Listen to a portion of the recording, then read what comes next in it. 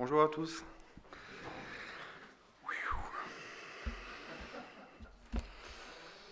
J'espère que vous allez bien. Vous m'entendez bien? Ouais, j'ai l'impression. Alors, je vais vite me présenter. Je m'appelle Michel, je l'ai même écrit, au cas où si jamais je l'oubliais, parce que je suis encore un peu comme ça, c'est toujours un peu compliqué. J'habite à Schuneratsheim, je vais à l'église de Altekendorf. J'étais parti 2 fois en Roumanie les 2 dernières années. Je connais aussi le groupe de jeunes adultes, le groupe de GDJA, enfin, on ne sait jamais le nom qu'il a en fait. D'ici, je parle. Voilà. Et sinon, je suis aussi animateur jeunesse chez les Conquérants dans mon église. Et j'avoue qu'aujourd'hui, je suis assez troublé parce que cette semaine, un animateur des Conquérants, justement, un ami et un frère de 21 ans, est décédé suite à un cancer. J'y reviendrai en fin de message. Voilà. Il s'appelait Gabin. Retenez-le pour la fin. Voilà. Voilà. Donc encore un grand merci pour votre confiance, pour de m'ouvrir la porte ici. Alors avant de commencer ce message, je vais vous demander de tous vous lever, d'accord, et d'écouter mes consignes jusqu'au bout, d'accord. Alors si je sais que c'est retransmis sur YouTube, donc ceux qui vont le regarder, vous pouvez aussi vous lever, ceux qui êtes derrière vos écrans. Alors écoutez les consignes jusqu'au bout. Ceux qui y arrivent, si vous n'y arrivez pas, ne vous pressez pas. Alors vous n'avez peut-être pas salué tout le monde. Je sais que parfois vous vous donnez la main. Moi, je vais vous encourager à aller vers d'autres personnes. Vous pouvez leur serrer la main, vous pouvez leur faire une bise, mais maintenant je vous encourage à aller vers cette personne et les enlacer, leur faire un gros, gros, gros câlin, s'il vous plaît. Allez-y, c'est votre moment. Allez-y, allez-y.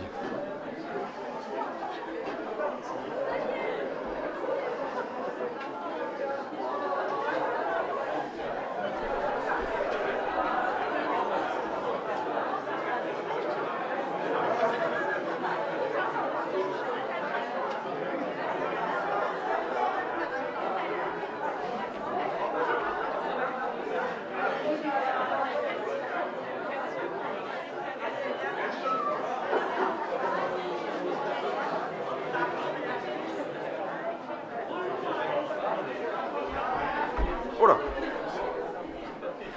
Allez-y, allez. Profitez-en. Profitez-en, mais vous pouvez vous rasseoir. Vous pouvez vous rasseoir. Oh là là, oh là là, oh là là, oh là. J'ai l'impression que vous aviez besoin de beaucoup de câlins. Profitez-en si vous voulez. Profitez-en. Allez-y, allez-y.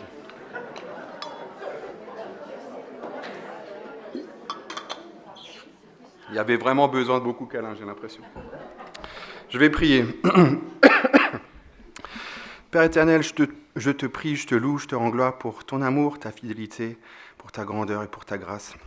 Et moi aussi, à travers ta parole, inspire mes mots et ouvre les oreilles et le cœur de ton Église. Et merci pour ta parole qui est plus douce qu'un câlin. Amen. Maintenant, encore une consigne. C'est un message, ne vous inquiétez plus,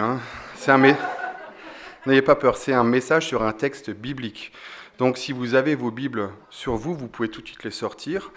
Alors, il y a des Bibles, il y a plein de Bibles différentes sur le téléphone, voilà. Je vous encourage vraiment à les sortir. Si vous n'avez pas une Bible sur vous, vous pouvez peut-être la télécharger sur le téléphone. Moi, j'utilise, alors je vais le faire avec l'accent français, comme ça on me comprendra, Holy Bible, H-O-L-Y, Bible. Donc voilà. Je pense que la meilleure Bible, c'est celle qu'on a. Voilà. Et avant de vous faire le message, je vais vous expliquer aussi pourquoi ce message. Alors j'ai eu des discussions avec plusieurs personnes et j'ai discerné une compréhension fausse ou parfois incomplète de la grâce de Dieu. Et un ami m'a donné cet exemple que je reprends maintenant. Alors, admettons, un homme, il est marié, il est en Christ. D'accord ? C'est sûr, il est chrétien. Il est au Seigneur. Mais un jour, cet homme, il va tromper sa femme. Et quelques jours plus tard, il meurt. Il va où ? Au paradis ou en enfer ? Moi, je lui pose la question, mais il va où ? Il va en enfer. Mais non, en fait, ça ne marche pas comme ça. Mais c'est quoi ton avis, en fait ? Alors, très sincèrement, j'espère que mon avis personnel vous importe peu. Et si vous avez une question sur un sujet biblique, vous allez dans la Bible. Donc, dans vos Bibles, vous pouvez aller à Tite. C'est un tout petit livre, mais avec un grand enseignement. C'est lu en 6 minutes, 7 minutes si on lit un peu comme moi. Et le message de la grâce y est écrit dans chacun des 3 chapitres. D'accord ? Je vous encourage à lire et relire Tite. C'est tout petit. Donc, mais avant de lire le texte, quel est le contexte de cette épître pastorale ? Un texte sans contexte peut devenir un prétexte. Alors c'est une lettre de la part de l'apôtre Paul à Tite, son jeune compagnon de voyage et collaborateur de confiance. Tite est devenu chrétien en écoutant Paul prêcher. L'apôtre lui a laissé la très vaste île de Crète au large de la Grèce. La mission, remettre dans le droit chemin les églises locales. Alors il y a plusieurs problèmes, il y en a plein. La culture crétoise de l'époque était très connue pour ses travers. Immoralité sexuelle, alcool, violence. Et Paul cite Épiméride, un poète et philosophe grec du 7e siècle avant Jésus-Christ. Et au chapitre 1 de Tite, le verset 12, il est écrit « Les Crétois, toujours menteurs, de méchantes bêtes, des goinfres paresseux ». Voilà. Et en grec, par exemple, un verbe pour dire mentir, c'est crétizo. Être crétois, c'est vraiment dans leur nature de mentir. D'où les proverbes être menteur comme un crétois, créter un crétois. D'accord ? La plupart des hommes étaient des mercenaires qui offraient leurs services aux plus offrants. Il y avait là aussi un culte aux dieux grecs, principalement Zeus, le roi des dieux antiques. Et d'après la légende, il était né en Crète, justement. Et les Crétois calquaient leur nouvelle foi chrétienne sur leur ancienne connaissance de Zeus. Alors j'ai fait des recherches, et Zeus, il faut que je prenne de l'air, trompeur, violeur, injuste, colérique, avide de pouvoir, stratège, manipulateur et menteur. Et ça, c'est tout à l'opposé de l'Éternel. Et au verset 2, toujours dans le chapitre 1, le Dieu qui ne ment pas. D'accord ? Chapitre 1, verset 2. Notez-le bien, le Dieu qui ne ment pas. Alors il y avait aussi des enseignements de la part de Juifs qui appelaient les chrétiens à revenir à leur foi, à des rites judaïsants, plus encore des chefs crétois qui infiltraient les jeunes églises et transmettaient de faux enseignements, et qui dégradaient en fait la réputation et le témoignage des églises crétoises. Tite est jeune et doit s'adresser aussi à des dirigeants beaucoup plus âgés. Et pour finir, une géographie très escarpée. Plusieurs montagnes de plus de 2000 mètres d'altitude sur un territoire un peu plus grand que l'Alsace. Comme ça, vous avez une petite notion. Alors maintenant, on pourrait se poser la question, pourquoi rester sur une telle île ? C'est fou en fait. Mais en fait, la Crète, c'était une île avec des ports maritimes extrêmement stratégique. Elle desservait toute la Méditerranée antique. Elle offrait à l'île un flux constant de nouvelles personnes à évangéliser et le message de la bonne nouvelle pouvait se diffuser partout. Voilà pour le contexte. Voilà. Maintenant, si vous voulez un outil simple, vous pouvez aller par exemple sur YouTube pour comprendre les contextes. Moi, je vous encourage. C'est simple. Allez sur YouTube, je le fais avec mon accent français toujours, Bible Project ou The Bible Effect. C'est vraiment très complet, c'est très simple et c'est très enrichissant. Maintenant, à vos Bibles. Dans Tite, le chapitre 3, les versets 4 à 7. D'accord ? Alors je lis. « Mais lorsque la bonté de Dieu, notre Sauveur, et son amour pour les hommes ont été révélés, il nous a sauvés. Et il ne l'a pas fait à cause des actes de justice que nous aurions pu accomplir, mais conformément à sa compassion, à travers le bain de la nouvelle naissance et le renouvellement du Saint-Esprit qu'il a déversé avec abondance sur nous par Jésus-Christ, notre Sauveur. Ainsi, déclarés justes par sa grâce, nous sommes devenus ses héritiers, conformément à l'espérance de la vie éternelle. » Maintenant, l'observation, on va regarder, on va décortiquer en plusieurs passages. Dans les versets 4 à 6, quelque chose de très étonnant, les 3 personnes de la Trinité sont mentionnées. elles participent toutes les trois à l'œuvre du salut. Alors, par le sacrifice de son Fils Jésus à la croix, le Père nous déclare justes et nous fait renaître par le Saint-Esprit.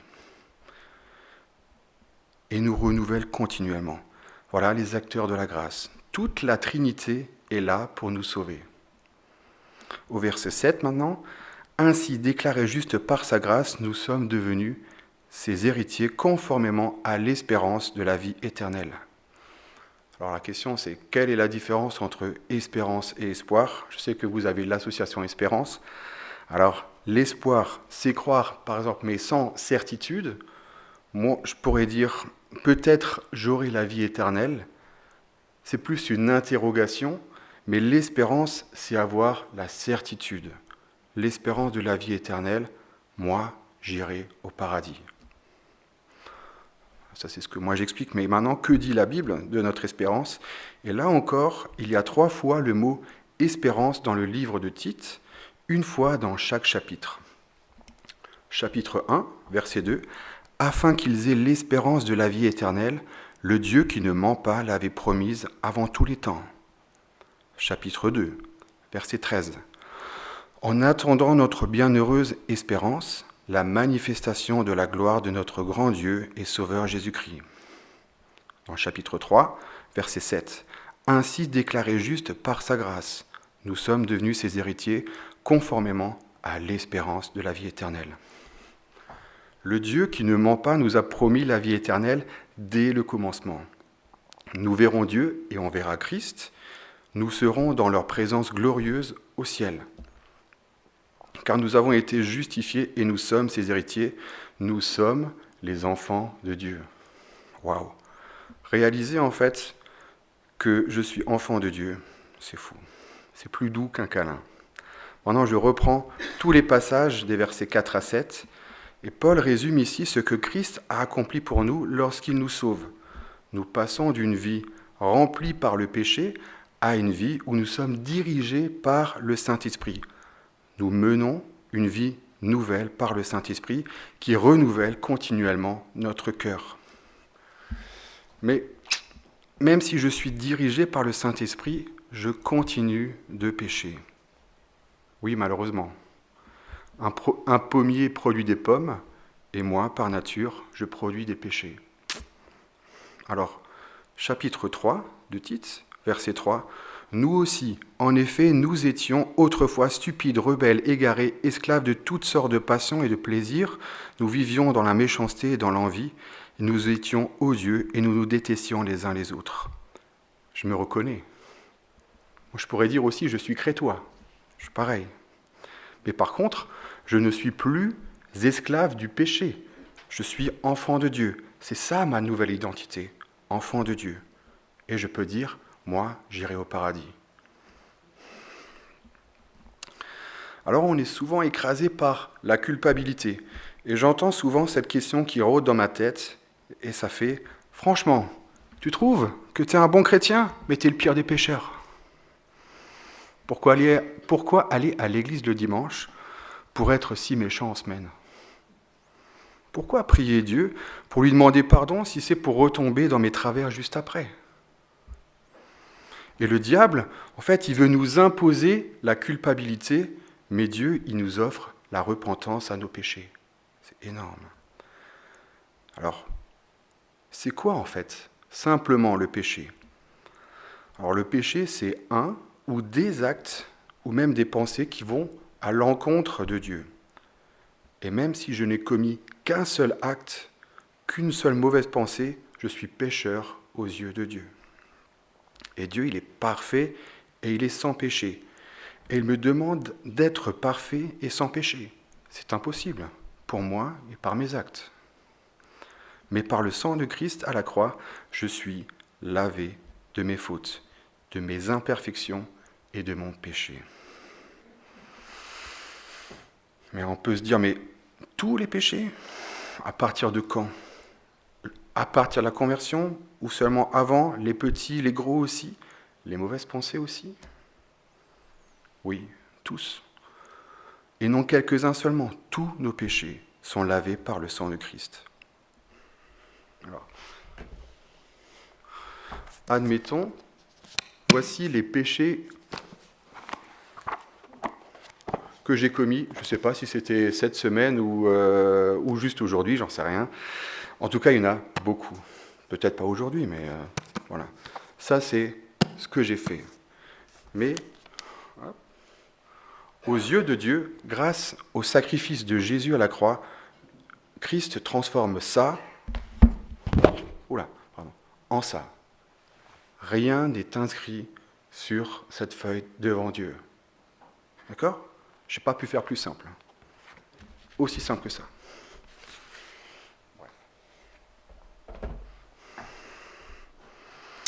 Maintenant, j'ai une question pour vous, frères et sœurs, bien-aimés. En quel Dieu croyons-nous ? Un Dieu impuissant, inexistant, qui pourrait rien faire pour nous sauver ? Imaginons maintenant cette situation. C'est comme si j'étais à la dérive, en plein milieu de l'océan.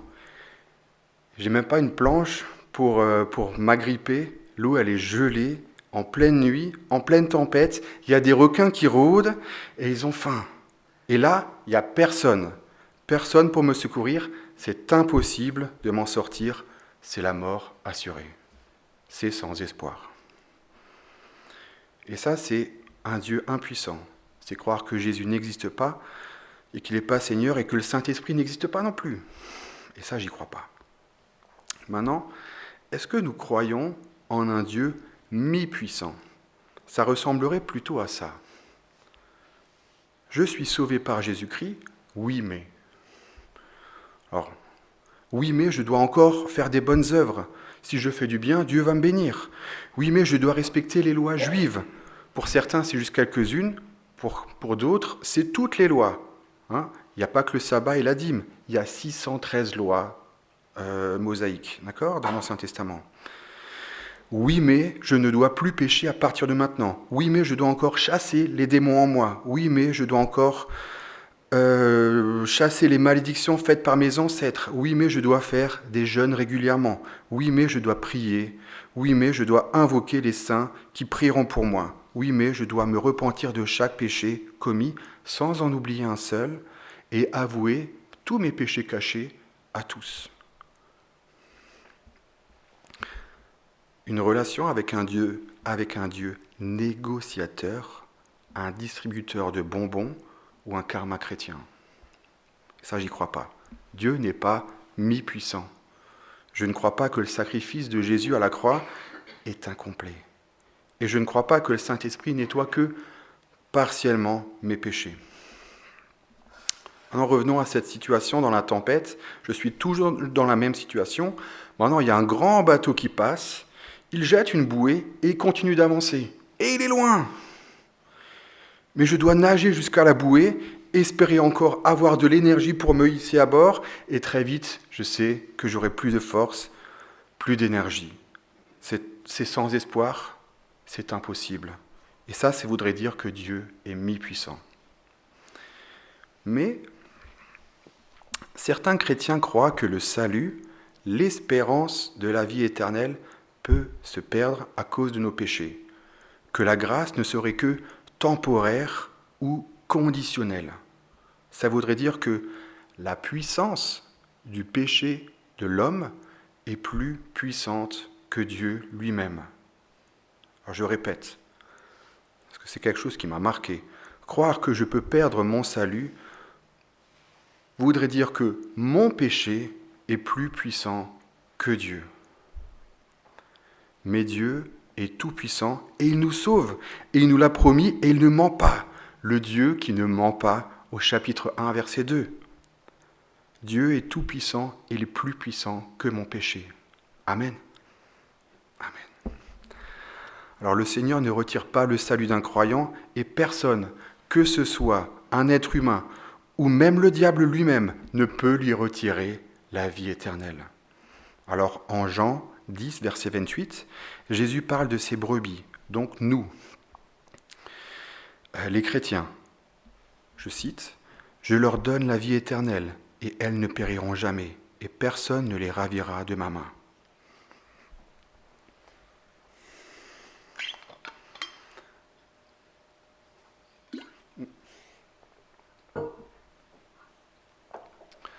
Dans le passage de Tite, Paul nous dit que nous sommes sauvés. La parole de Dieu, elle est parfaite, elle est inspirée de Dieu et il ne ment pas. Il est écrit au verset 4, toujours dans le chapitre 3, la bonté de Dieu, notre Sauveur. Verset 5, il nous a sauvés. Verset 7, Jésus, notre Sauveur. De nouveau au verset 5, la nouvelle naissance et le renouvellement du Saint-Esprit. Vous vous rappelez, toute la Trinité est là pour nous sauver. Maintenant, revenons à cette situation dans la tempête. Et en fait, c'est même pire.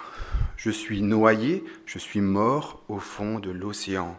Mais il y a un capitaine qui vient avec son grand bateau, il s'arrête, il envoie un équipage sur un canot, il y a un plongeur qui vient, qui me hisse à bord, il me fait un bouche à bouche, il me réanime, un massage cardiaque, il me met une couverture, il me donne à manger, il me donne des bons soins, jusqu'à ce qu'on arrive en terre promise.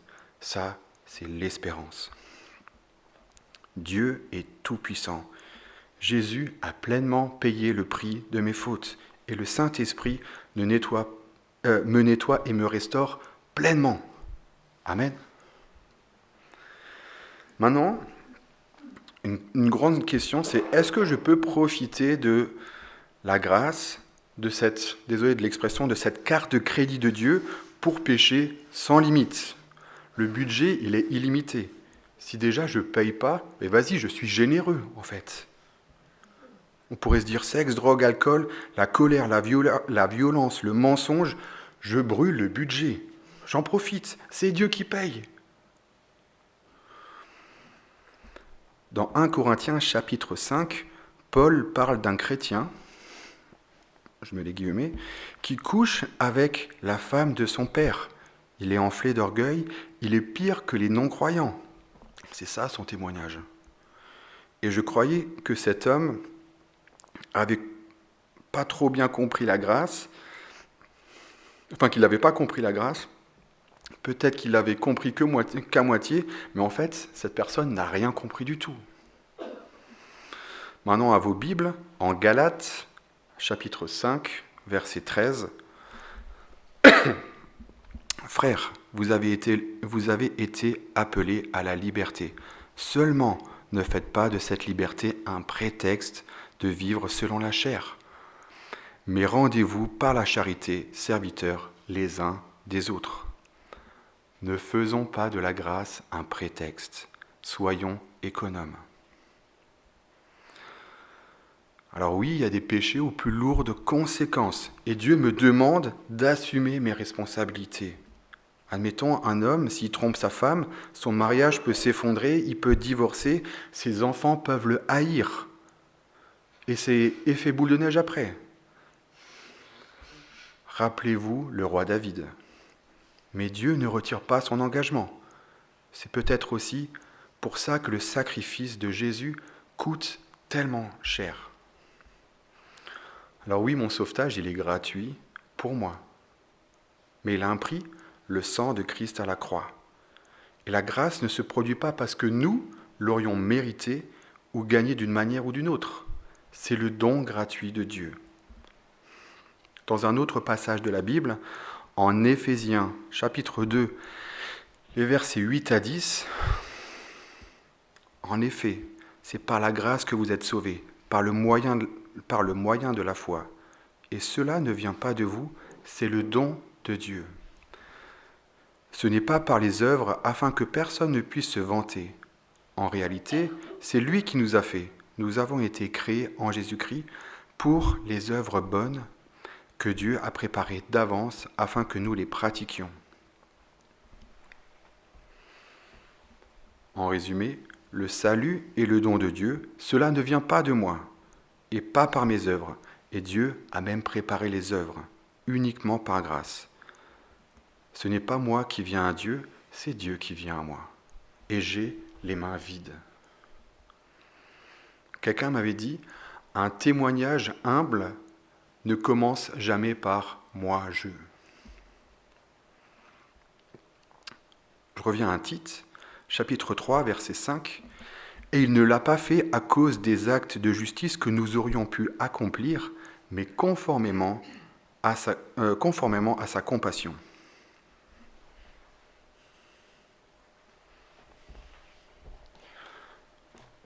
Rappelons-nous qu'on passe de ça, devant Dieu, à ça. D'accord ? Mais que pour faire ce transfert-là, il y a ça, le sang de Christ. D'accord ?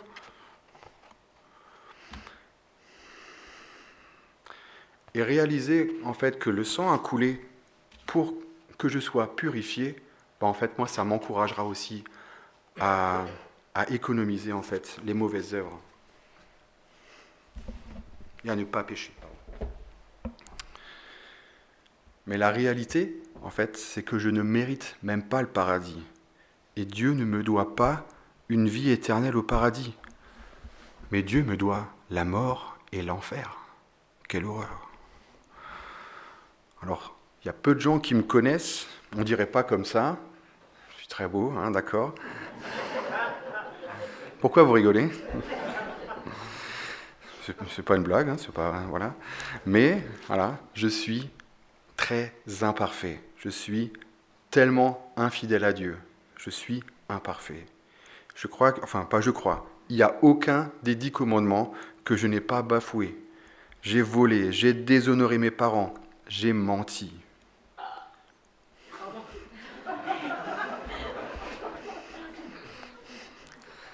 Non, je ne dirai rien. Merci de ta réaction, ça réagit. J'ai commis des meurtres, des adultères, au moins dans mes pensées et dans mon cœur. Ah oui, je pourrais dire que je suis crétois. Et ma place, effectivement, elle serait en enfer. J'ai réalisé si je savais à quel point mon cœur est sombre, et si vous le saviez, à quel point je suis égoïste. Et j'avoue que mon plus gros problème, en fait, c'est moi. Et quand j'ai écrit ce message, je me suis dit, si je pouvais sonder la noirceur et mon égoïsme, en fait, je crois que je me ferais vomir. Tellement de honte et de dégoût. Horrible. Et Paul écrit en 1 Timothée 1, les versets 15, « Cette parole est certaine et digne d'être acceptée sans réserve. Jésus-Christ est venu dans le monde pour sauver des pécheurs. Je suis moi-même le premier d'entre eux. » Alors maintenant, je ne vais pas contredire Paul, c'est lui le numéro 1. Mais alors, je suis numéro 2. Je suis tellement mauvais, j'arrive même pas à être le premier. Vous voyez ? Ma place, effectivement, elle serait en enfer. Mais si je prends pleinement conscience que ma place, elle est en enfer, mais que, par grâce, Dieu m'offre le paradis. Je veux accepter Jésus dans ma vie comme Seigneur et comme Sauveur. Je veux aimer Dieu davantage. Je veux le servir. Je veux faire de lui mes délices. Je veux lire la Bible davantage. Je veux servir mon prochain. Je veux aimer mon prochain. Je veux qu'il me transforme jour après jour et je ne veux plus pécher. Alors pourquoi ? Par amour et par obéissance à Dieu, je ne veux plus pécher comme preuve et témoignage à l'Église, à vous. Et je ne veux plus pécher pour témoigner au monde, en fait, mon amour à Dieu, que tous voient que je change et que je suis différent. Je veux cultiver le fruit de l'esprit. Alors en Galates 5, verset 22, le fruit de l'esprit, c'est l'amour, la joie, la paix, la patience, la bonté, la bienveillance, la foi, la douceur, la maîtrise de soi. Le chemin est encore long pour moi. Et je ne suis pas meilleur que les autres. Mais c'est justement parce que je sais que je suis mauvais que je veux aussi aller à l'église le dimanche. Dieu m'aime comme je suis, mais Dieu m'aime tellement qu'il ne me laisse pas comme je suis. Et savoir que Dieu m'offre la vie éternelle, ça c'est plus doux qu'un câlin. J'ai bientôt fini, ne vous inquiétez pas. Alors maintenant, si vous voulez vous émerveiller de la fidélité, de l'amour et de la grâce de Dieu, Je vous encourage, après le culte, à lire et relire Tite. Vraiment, c'est tout petit, c'est très vite lu. 7 minutes max. C'est simple, c'est très accessible. Pourquoi pas le Nouveau Testament? Pourquoi pas la Bible? Si vous avez des problèmes de lecture, la Bible audio. Il y a plein de trucs. Il y a des liseuses. Si, comme moi, vous avez des difficultés de dyslexie, voilà, il y a plein de problèmes, il y a plein de trucs à faire. Vraiment, j'ai bientôt fini, ne vous inquiétez pas. Alors, je voulais quand même résumer mon message, et je l'ai trouvé, gros comme ça, dans ma Bible d'études. Le message de la bonne nouvelle, c'est que nous ne pouvons pas gagner notre salut par une vie juste, mais que nous sommes sauvés par grâce, par la foi en Christ. Cependant, l'Évangile transforme la vie des croyants de telle sorte qu'ils peuvent accomplir de bonnes œuvres. Notre service pour Dieu ne nous sauvera pas, mais nous sommes sauvés pour servir. Je voulais encore vous partager un verset, peut-être un des plus doux, peut-être celui qui est encore plus doux qu'un câlin. C'est dans Jean, chapitre 3, verset 16. Il est très connu, j'espère que vous le connaissez. En effet, Dieu a tant aimé le monde qu'il a donné son Fils unique, afin que quiconque croit en lui ne périsse pas, mais qu'il ait la vie éternelle. Alors je vous avais parlé avant de Gabin, ce frère que j'ai perdu ce vendredi. Je vais essayer de ne pas chialer, ne vous inquiétez pas. Alors il y a quelques semaines en fait, il nous avait demandé de venir le visiter pour lui dire adieu. Et je l'ai serré fort dans mes bras et je lui ai dit, mais je ne peux pas te dire adieu, mais à bientôt. Parce qu'on a la même espérance en Christ. Je sais que je le reverrai au paradis. Maintenant, est-ce que les personnes que vous avez prises dans vos bras juste avant, que vous aimez, est-ce que vous êtes certain de les revoir? Wow. Je vais finir par la prière. Donc, si vous n'avez pas donné votre cœur à Christ, à Jésus, et si vous voulez vraiment connaître cette espérance de la vie éternelle, vous pouvez peut-être répéter cette prière en vous. Je ne vous demande pas de lever la main, vraiment d'être sincère, ou de vous en rappeler. Et si vous êtes déjà au Seigneur, si vous êtes déjà pleinement chrétien, ben vous pouvez prier pour ceux qui sont près de vous, ceux qui ne sont peut-être pas encore à Christ. Je vais prier. Ouais, Seigneur, je te demande pardon pour mes fautes et pour mes péchés. Je te demande pardon pour mes mauvaises pensées. Je te demande pardon pour mon imperfection et je viens à toi les mains vides. Seigneur Jésus, par cette prière, je te reçois comme mon Sauveur. Je te reçois comme mon Seigneur. Merci Seigneur de me transformer, de me guider. Tu es le chemin, la vérité et la vie. Merci Seigneur pour ton amour. Merci Seigneur pour ta fidélité. Merci Seigneur pour ton sacrifice à la croix. Et merci Seigneur pour ta grâce. Amen.